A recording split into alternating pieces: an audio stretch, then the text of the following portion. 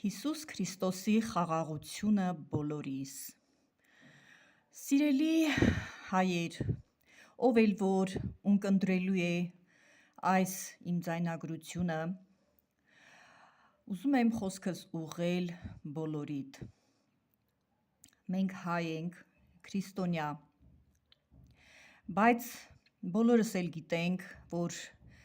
ամեն մեկը չէ, որ քրիստոնյա կոչվելով ապրում է քրիստոնյա վայել կյանք։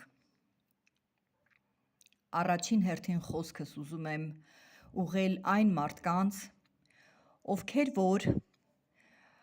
երբևէ իրենց ձեռքը չեն վերցրել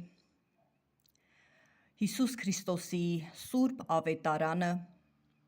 և չեն կարդացել երբևէ։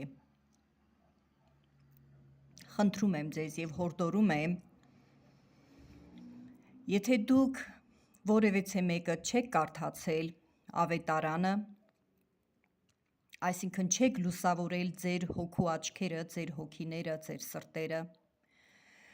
անպայման արեք այդ։ Խոսք եմ տալիս, որ շատ օգտակար կլինի ոչ միայն ձեր հոգիներին,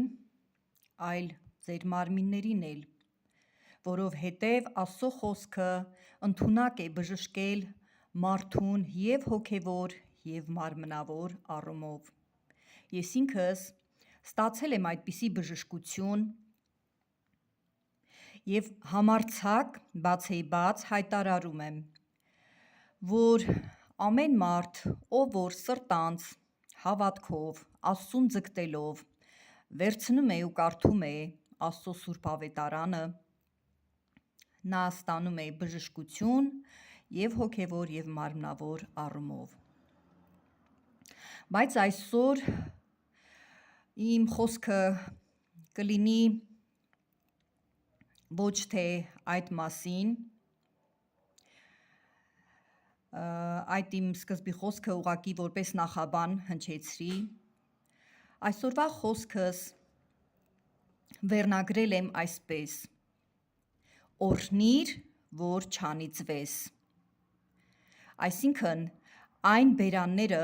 որ միշտ օրհնում են և սրտանց են օրհնում, Աստծով օրհնյալ խոսքեր են հանում իրենց բերաններից, այդպիսի մարդիկ երբևիցե ոչ մի տեսակի անեծքի հարված չեն ստանում։ Այդպես է ասում Աստվածաշունչը։ Հիսուս Քրիստոսը